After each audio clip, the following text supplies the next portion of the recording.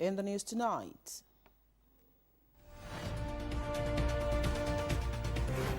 federal government tasks new ministers to collaborate with other ministers, permanent secretaries and key stakeholders on renewed hope agenda.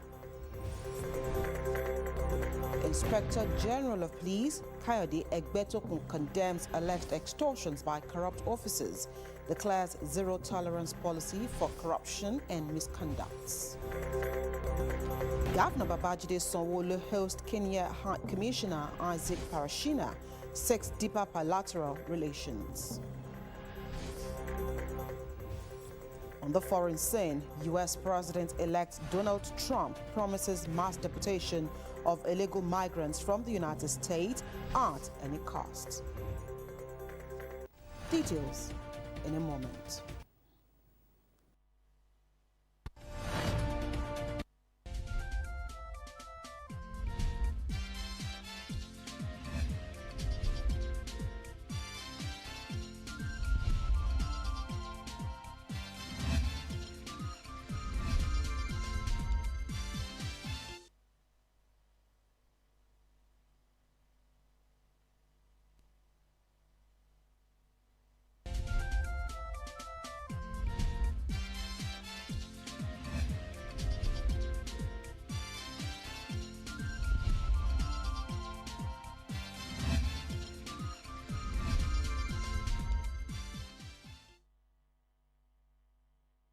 Good evening and welcome to the news at 8 on Lagos Television. I am Abimbola Bello. We sincerely apologize for coming in behind schedule. Secretary to the Government of the Federation, Senator George Akume, has tasked the newly appointed ministers on the need to collaborate with other ministers, permanent secretaries and key stakeholders in actualizing their mandates in line with the renewed hope agenda of President Bola Ahmed Tinubu. The SGF gave the charge at the two-day induction retreat for the newly appointed ministers organized by the Office of the Secretary to the Government of the Federation in Abuja. Having congratulated the new ministers on their appointment, Senator Akume charged them to imbibe the tenets of transparency, accountability and excellence in the discharge of their statutory mandate as custodians of public trust. He assured that his office will give the needed support to the ministers in actualizing their mandate and urged them to provide leadership for the ministries in the formulation, implementation and tracking of government policies, programs and projects.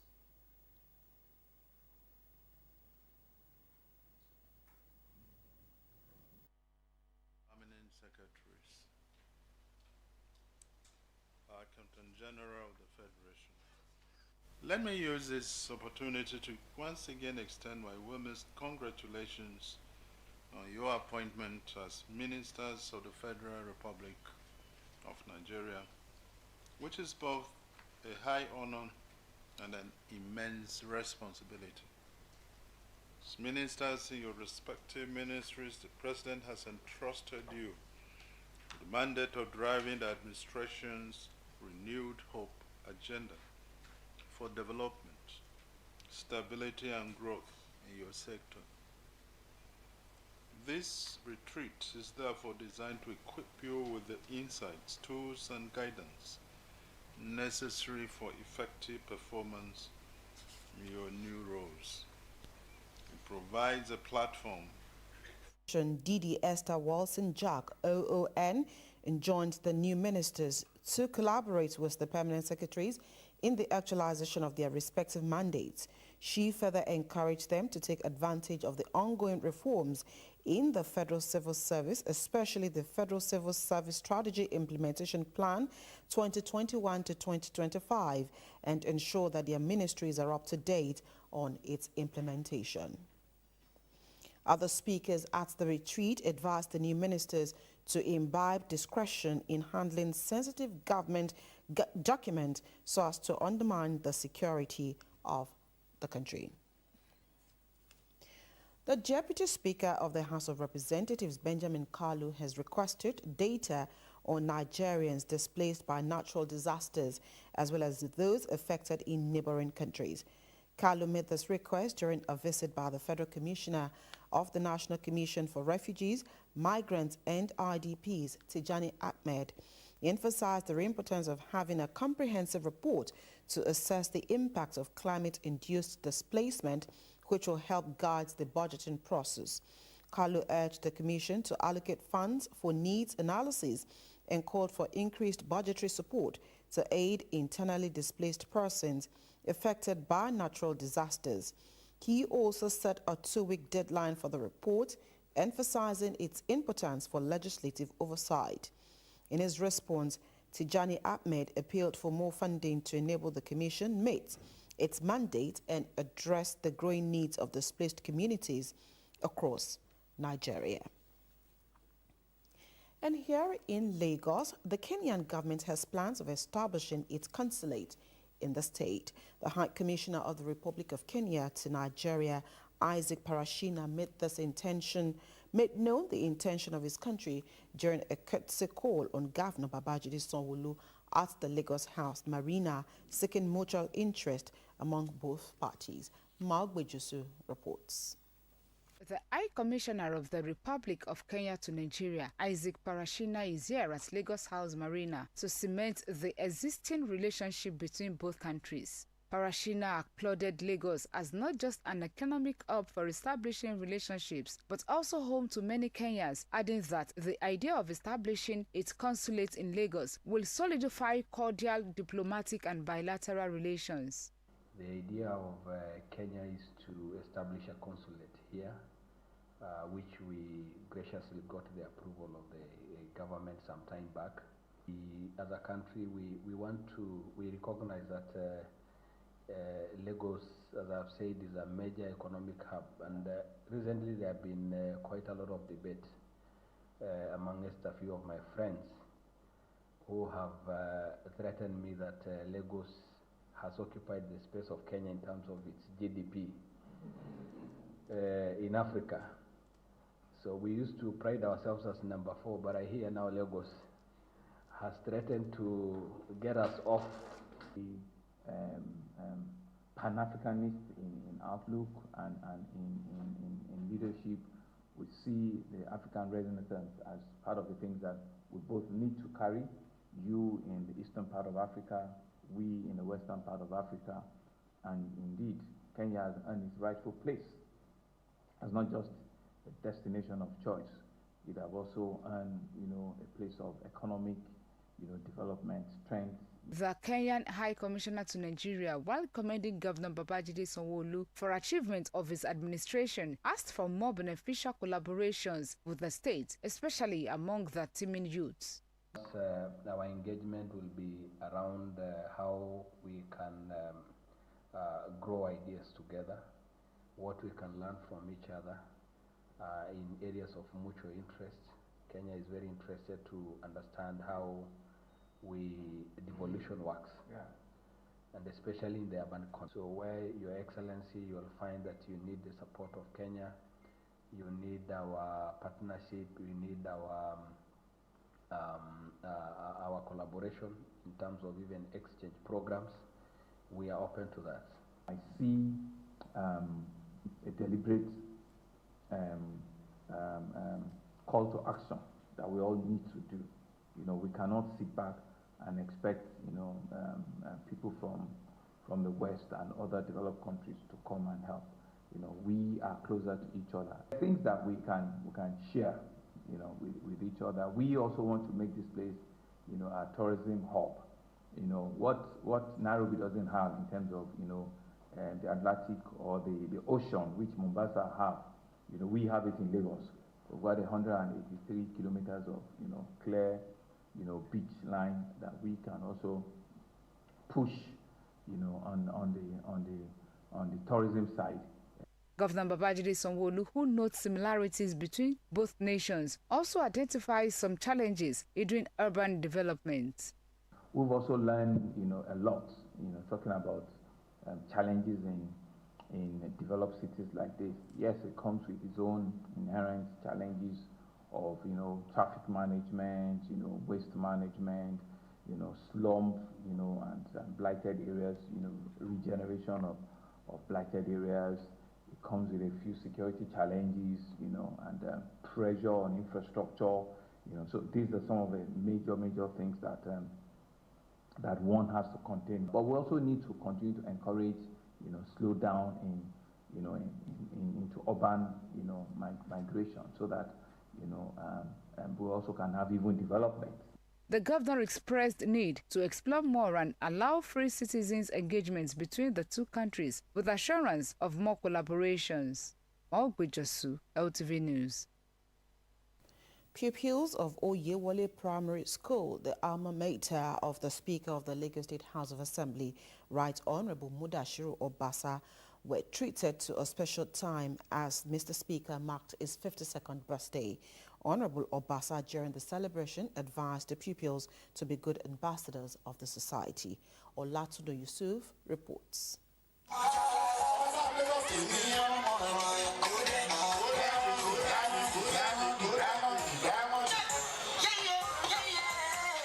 In the usual practice of the Speaker of the Lagos State House of Assembly, Right Honorable Mudashiru Obasa, his birthday celebration with the students, especially his alma mater, Oyewole Primary School, Agege, is to inspire, support and encourage them to be focused and not relent in their educational pursuits towards achieving greater heights in life.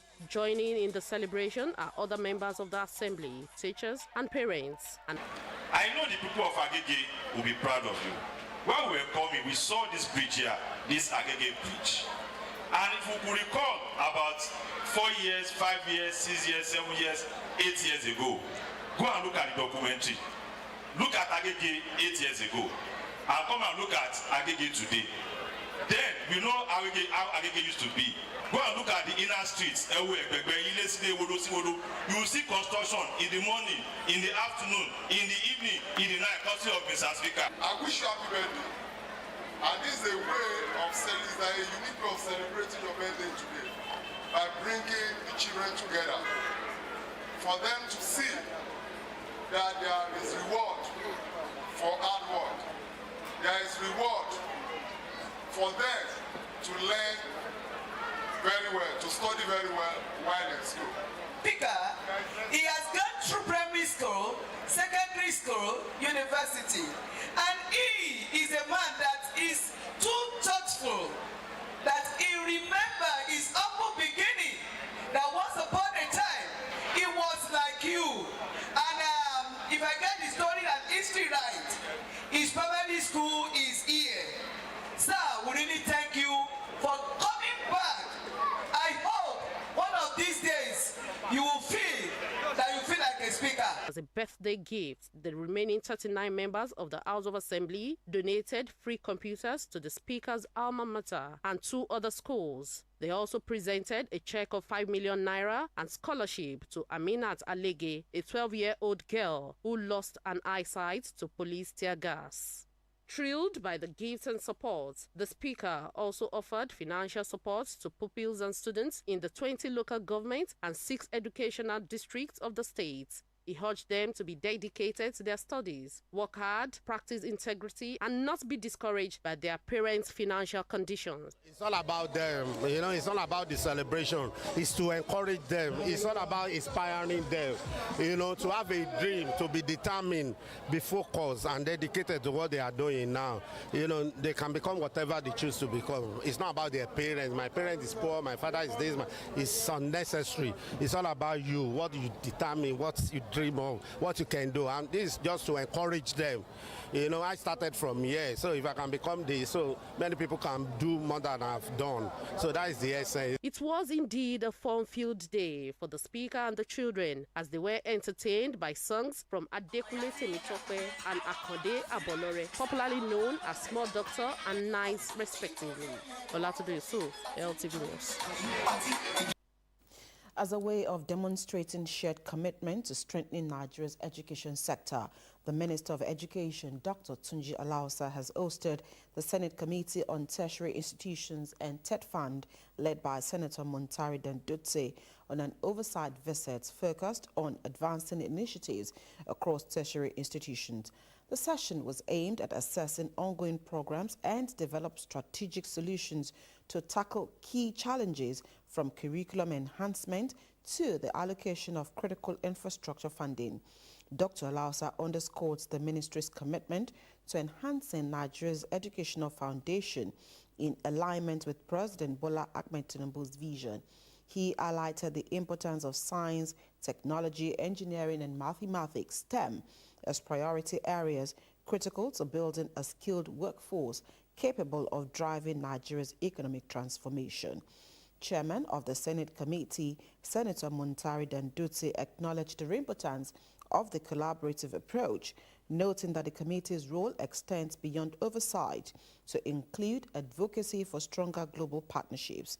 The lawmaker raised concerns over operational challenges, particularly the financial burdens universities face due to high electricity costs. Home gardens are believed to provide a number of benefits to families and the environment. With the right tools and proper know-how, you can easily learn the gardening basics needed to turn your home into a thriving plant paradise. In this special report, environment correspondent Bukola Taylor-Cole takes a look at the concept of eco-garden and how it can be created no matter how big or small your home is. Here is Bukola's report. In the 70s, 80s and early 90s, one common feature of most Lagos buildings is the green landscape. The buildings, either residential or commercial, were adorned with trees, flowers and all kinds of plants. However, with the increase in population, availability of space has become a major challenge. But do you know that irrespective of the space available, you can create an eco-garden? Take for instance, you can have a garden on your wall.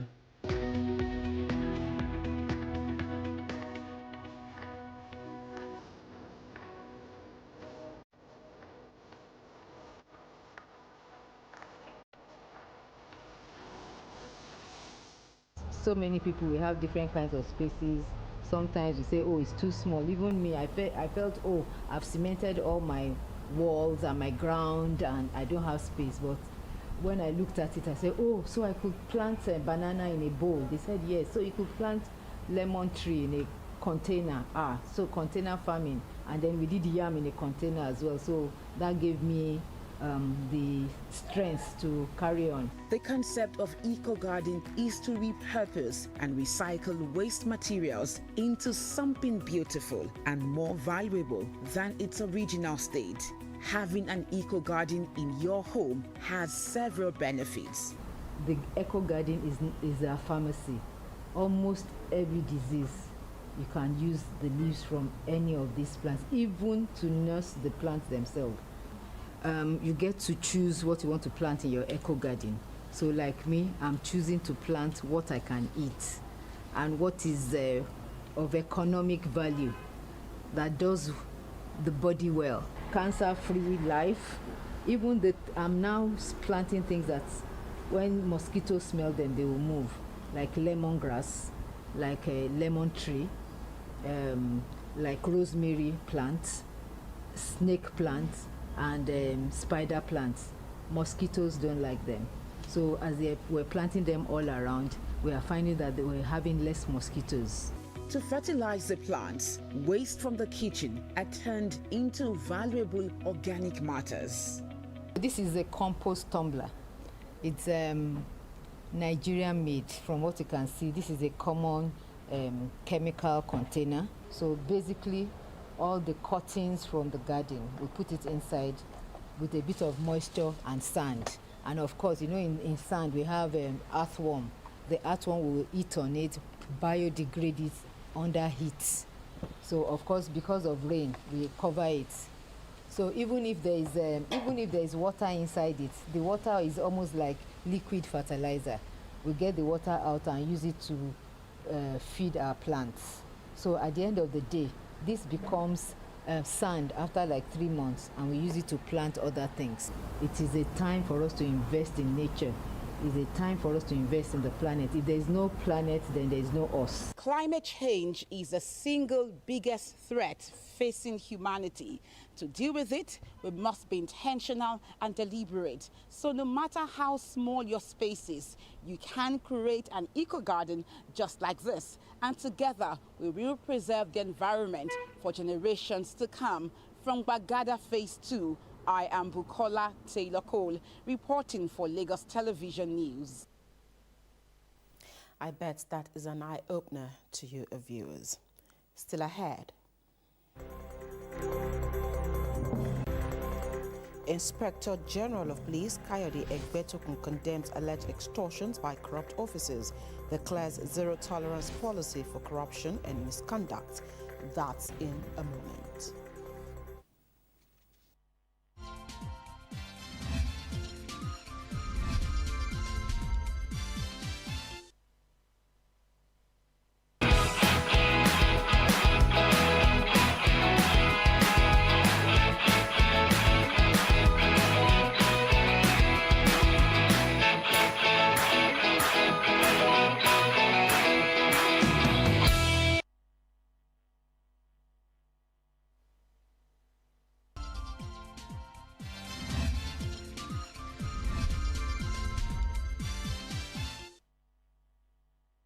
It's still the news at 8 on Lagos Television.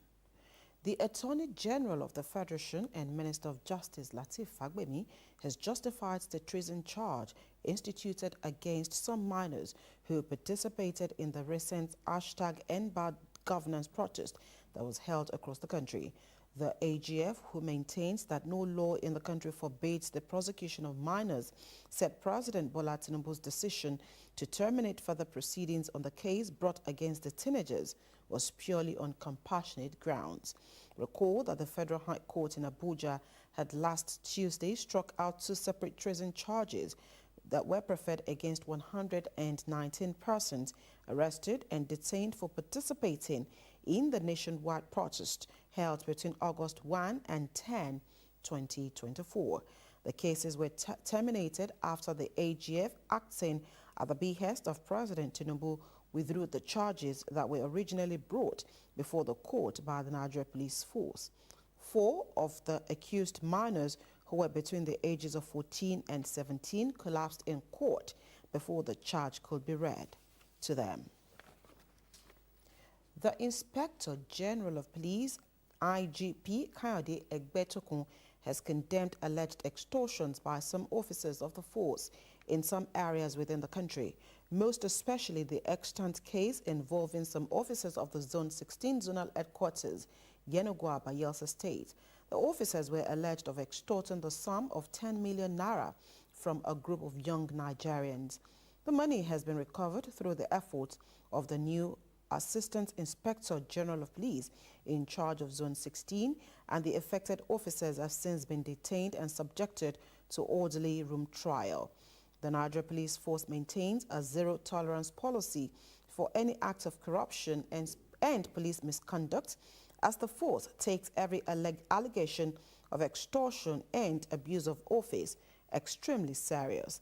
In pursuit of restorative justice, the IGP has mandated severe consequences for any officer, no matter how highly ranked, found culpable, acting as a deterrent to those who may seek to compromise the integrity of the force.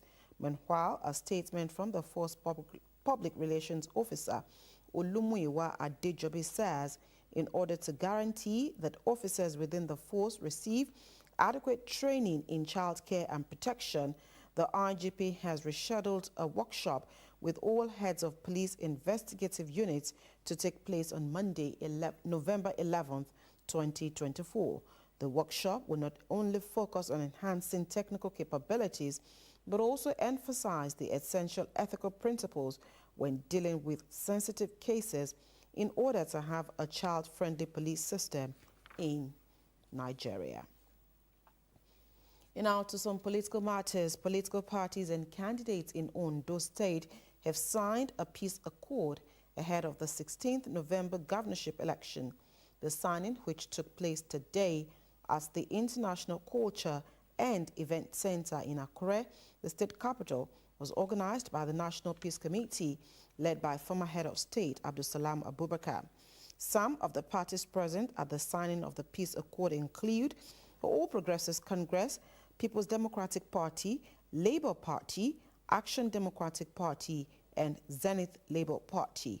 Chairman of the Independent National Electoral Commission, Mahmoud Yakub, urged the candidates and their parties to commit to a peaceful election, stressing that the Commission had taken measures to address election day challenges, especially the perennial challenge of logistics. The Inspector General of Police, represented by the Deputy Inspector General of Police, Sylvester Abiodun, said over 35,000 officers have been deployed to secure all 18 local government areas and supplemented by officers from other security agencies, totaling 43,157 personnel. Speaking on behalf of the candidates, Governor Lucky Ayedatiwa of Ondo State and APC governorship candidates promised to abide by the laws and regulations guiding the election process. He expressed a hope that peaceful atmosphere could be sustained during and after the elections, urging other parties to follow suit. The Nasarawa State chapter of the Labour Party has rejected results of the 2nd November local government chairmanship and councillorship elections in the state, which saw the ruling All Progressives Congress winning in all the 13 local government areas. The state LP chairman Alexander Ombugu, who stated these during a state executive council meeting with the party's candidates in the recently concluded elections, alleged that the Nasarawa State Independent Electoral Commission misled the party into participating by promising a free and fair election while favoring APC candidate. He stated that the party would not have participated in the election had NASIEC not assured political parties that the election would be fair. Ombugu accused NASIEC of appointing some APC supporters as electoral officers across the 13 local government areas, alleging that ballot papers were hijacked in areas perceived as strongholds for the Labour Party in order to manipulate the election outcome. He also highlighted an issue with the 550,000 naira deposit paid by Honorable Ede Osu, a candidate for the chairmanship position in Nasarawa LGA, who was denied the opportunity to complete his payment and participate in the election. Another councillorship candidate, Honorable Friday Ozigi Haruna, was reportedly unable to contest in Ungwa Rimi electoral ward of Kefi local government area due to the absence of election materials. The Nigerian Labour Congress, the NLC, has thrown its weight behind threats by the Nigerian Union of Petroleum and Natural Gas Workers, NUPENG, to embark on a nationwide strike over alleged use of military personnel to eject workers from the Orishemei oil rig.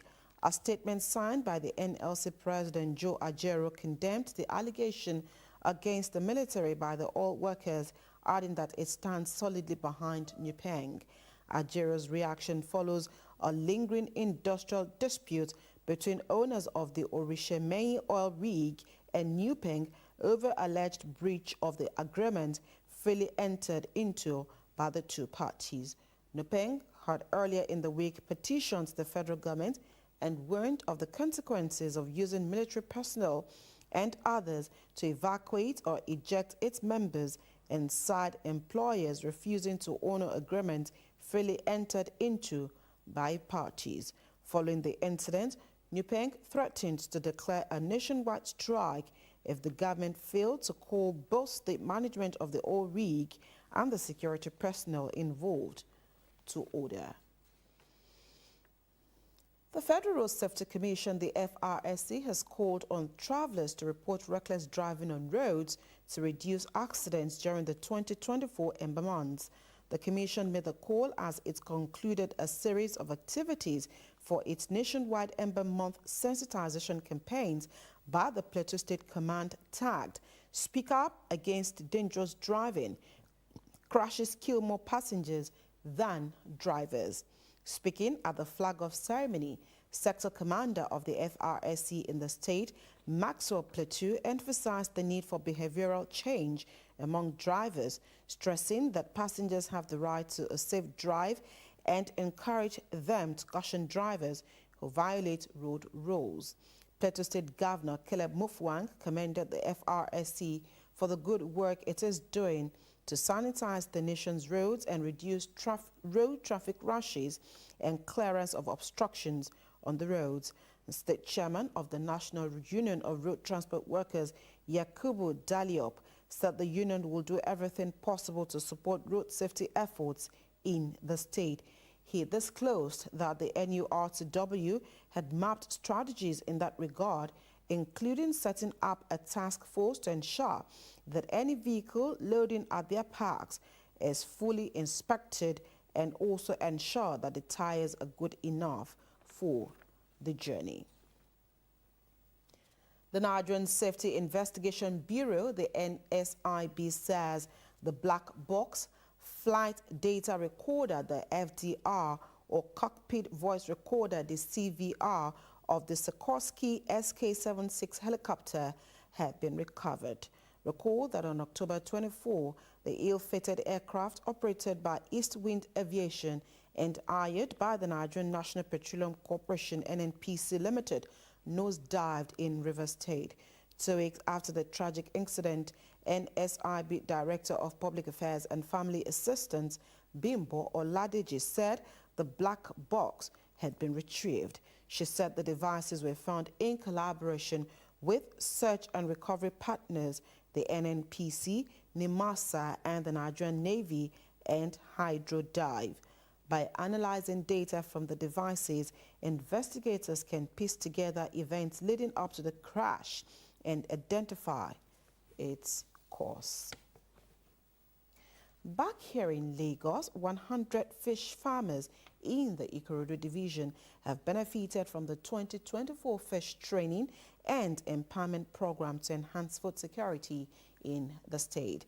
Special advisor to the Governor on Rural Development, Nuruddin Agbaje, says the renewed focus on innovation and research in aquaculture will reduce poverty, hunger and food insecurity in the state. Ikorodu Bureau Chief Adeshagun Igap reports. Stakeholders in the agricultural sector says fish farming contributes 24% to the GDP of the nation's economy. As such, the Lagos State government is invested in fish farming, empowering young people to be self-reliant. It's not for you to say, it's for you to start. It's giving fish items. If you went out into the fish business, as a token for you to start making. This training by the Center for Rural Development is part of efforts by the Sanwo-Olu administration to help local fish farmers with essential resources, including feeds and tanks, and to empower starters and existing farmers in Ikorodu division of Lagos State. The government is putting up this initiative so that our teaming youth can have rest assured. It's not everybody will be employed by the government or by the private sector, but if you so much desire within you that you want to be a business person, through this minute system you can become an industrialist, and that's what the government is trying to achieve, so that you can become an expert on that field. If this kind of training, can be given, it will go a long way, in ensuring that people go into fish culture, and from there, even if it's for home consumption, it's okay. It will boost their protein intake. I think it's a training in the right direction. It's a form of empowerment. The training highlights the state government's efforts to improve agricultural infrastructure, production, including processing and value chain, fostering employment through self-support. There are opportunities that abound in fishing. We are providing fishing cleans. We have feeds, fingerlings. We also have these tanks that you are seeing at the background that will be given to these participants. So in empowering these youths, we are empowering several families that are also associated with them. Average of them have started the fish business, and their products are even in the markets. The aspect that is most interesting is the introduction of smoking clean, which the center has added to the list of empowerment items that we are giving them.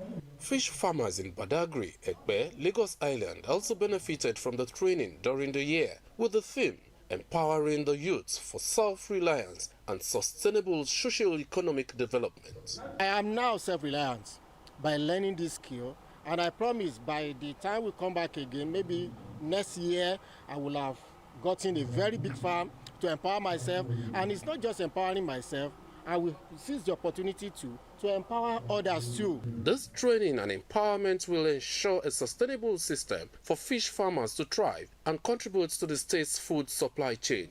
Adeshegun Igop, LTV News. Coming up.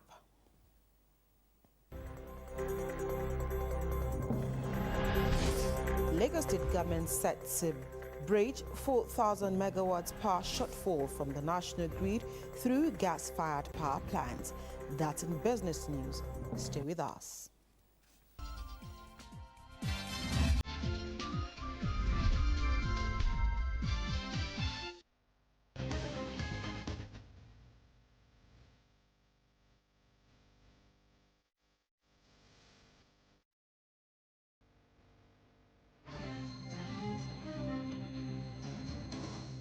The Nigerian Shippers Council, NSC, says its major concern for the coming year would be to make Nigeria a maritime logistics hub in Africa. Chief Executive Officer of the NSC, Pius Akuta, says the council is working out modalities to partner with mega shipping companies worldwide to pay attention to facilities being developed in Nigeria. Akuta stated that the council is looking at how it can partner with mega shipping companies worldwide to facilitate exports and ensure Nigeria becomes a maritime hub as goods leaving the shores of African countries end up in Europe before they begin to route them out back to Africa, which is time-consuming. Akuta also noted that everything within the extent of the law to aid export is being done, and he advised investors in the industry to increase their investment and tap into the enormous opportunities in the industry. In a bid to bridge a 4,000 megawatt shortfall from the national grid, the Lagos State government has called on independent power producers and energy solution companies to submit bids for the construction of gas-fired power plants. This is coming on the heels of incessant collapses of the national grid, which have impacted negatively on the socio-economy of the country in general, with the latest collapse recorded yesterday. In a statement, Commissioner of Energy and Mineral Resources Biodun Ogunleye and the Special Advisor Public-Private Partnership Bukola Odoye says there is an urgent need for sustainable alternatives as the national grid's energy supply is inadequate for the country. The state government says its energy requirement is over 6 gigawatts, about 6,000 megawatts of electricity, while the current supply from existing distribution companies, DISCOs, is under 2,000 megawatts at peak periods. The state government says it plans to site 4 hubs near the already existing DISCOs substations in Lagos. The state government further requires that the preferred bidder operates and maintains the plant, ensures a constant supply of relevant fuel, and generate not less than 100 megawatts for the allocated Clean Lagos electricity market. The need for more hands on the farms is now more urgent and critical than ever before if Nigeria is to put a stop to food importation and become a nation with guaranteed food security. Honorable Bayo Balogun pushed this narrative as he once again preached the gospel for more of his constituents going back to the farms or investing in farming. This he also encouraged as he distributed fertilizers and other important farming components. Many people are shouting and complaining that food is very expensive. But the only way out is to ensure that we produce more food. We increase our production. It is only by the time we increase our production that food will be cheap. And there's no way we can produce more if we don't invest in agriculture. We are just playing our own little part by ensuring that we make agri cheaper for the farmers. We are giving them fertilizers today, seedlings, fingerlings for the fish farmers, and food feeds. We are also giving them herbicides and sprayers, all the major things that they will need in making sure agriculture is cheap.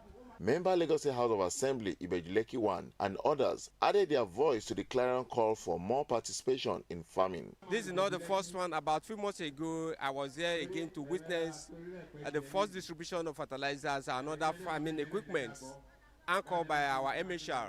When my advice is that all the farmers should make use of the fertilizers and other equipment received positively, so that Ibejuleki will be out of the hunger. Without this fertilizer, our crop, our farm could not yield better results. That is, our farm output could not yield better results. But because of this farm inputs that we are giving to us, that can help the farmer to produce better and quality food and livestock and as well. Youth and female farmers commended Honorable Balogun for sponsoring them to a farm institute to garner more knowledge on farming.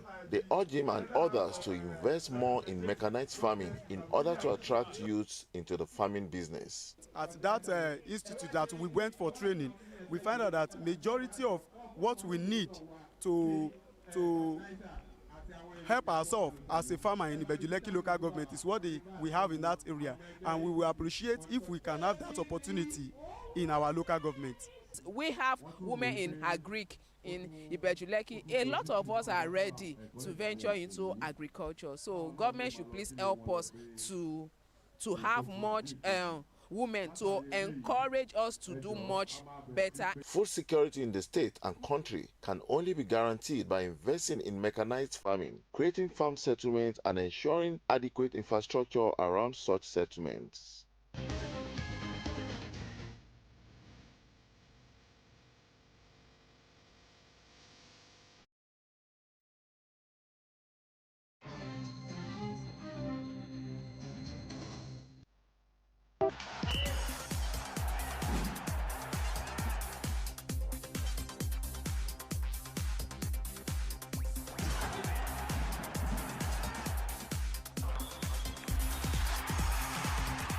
The Scrabble event of the 2024 Lagos State Head of Service Games ended on a high, with participants commending the level of competition and quality of organization. The two-day tournament held at the Adeyemi Bero Auditorium, Alausa Secretariat, was marked by a tradition of excellence among the competitors from various ministries, departments, and agencies of government. The HOS Games Scrabble competition was keenly contested, with participants including the Deputy Director, Lagos State Public Service Staff Development Center, Engineer Dipo Akambi, who doubles as the Chairman, Lagos State Scrabble and Monopoly Association. Akambi lauded the platform for bringing public servants together. We talk about the HOS Games. It's an avenue for civil servants, public servants, to mingle and interact, so that it goes beyond the work environment. We are trying to form a social kind of gathering. So when you come to play, besides playing the game, you get to meet different people from different MDAs. Then we network through that way. That actually fosters our work environments when we meet in future. While commending the Lagos State government for sustaining the HOS Games, Chairman Alausa Scrabble Club, Babatunde Omishore, acknowledged the significance of the tournament on participants, noting that the HOS Games has impacted on the club and its members. 5th edition of the Scrabble tournament in the HOS game, and as you can see, it has fostered so much camaraderie. People have exchanged numbers, we've connected, and of course the funny thing is that the Scrabble Association of Alausa, we've metamorphosed in such a way that we have become registered with the Nigeria Scrabble Federation.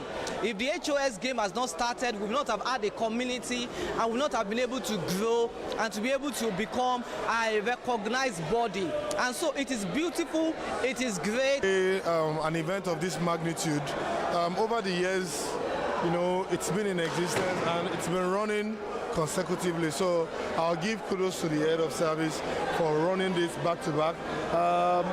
For the fact that we get to see ourselves annually and meet on the board, play competitively, it gladdens our heart and it bonds us together. Different people. Scrabble is a game of life, and you can even learn strategies of life even through Scrabble. The game is very interactive, and all the staffs, this is an opportunity for them to interact, and thank God we are moving forward. 8 rounds, I won some, I lost some, and eventually I did not make it to the qualifying position. However, it's a win-win thing for me. Apart from Scrabble games, what is important for me is the networking, you know, meeting new people, exchanging pleasantries with people, meeting, you know, and also learning. It's a very good game. This is my second attempt. But I came last year and I beat and I was beaten. And I gave myself a target that this year I need to, even though if I'm not one of the champions, I need to get a reasonable stage. Playing in table 3, table 2, and table 1 alone, that has given me a good edge. John Ayedu, Principal Electrical Engineering, working for the Special Committee on Rehabilitation of Public Schools, under Chief of Staff, emerged winner of the male category. Okpeyemi Oloro, an officer from Lands Bureau, finished second, while Ayomikpo Akinfemi Soye, Principal Sports Officer, Lagos State Sports Commission, placed third position. The top 3 competitors in the female category are Veronica Onyegada from the State Universal Primary Board, SUBEB, Esther Ajayi of the Lagos State Traffic Management Authority, and Olabisi Oluwaseun from Local Government Establishment and Training.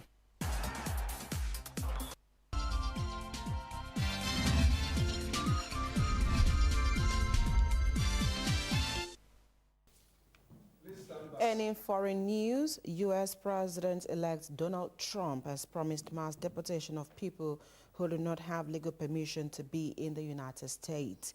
Trump said his administration would have no choice but to carry out those deportations, adding that no price is too high to pay.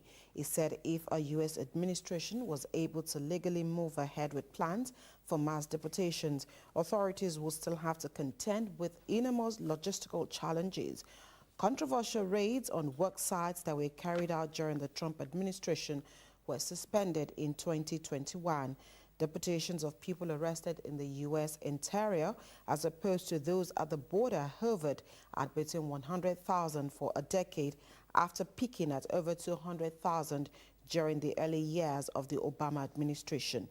Experts estimate that the total bill for 1 million or more deportations would run into tens or even hundreds of billions of dollars.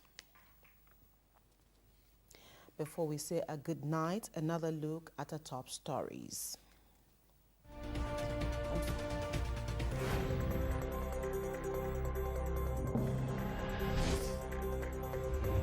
Ask the new ministers to collaborate with other ministers, permanent secretaries and key stakeholders to actualize their mandates in the Renewed Hope agenda. The Inspector General of Police, Kayode Egbetokun, has condemned the alleged extortions by corrupt officers, declaring zero-tolerance policy for corruption and misconducts. Governor Babajide Sanwo-Olu hosted the Republic of Kenya High Commissioner Isaac Parashina. He asked for deeper bilateral relations between the state and the country. And on the foreign scene, U.S. President-elect Donald Trump has promised mass deportation of illegal migrants from the United States.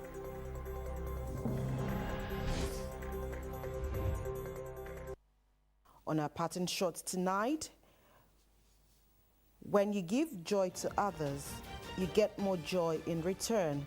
Therefore, give a good thought to the happiness of others.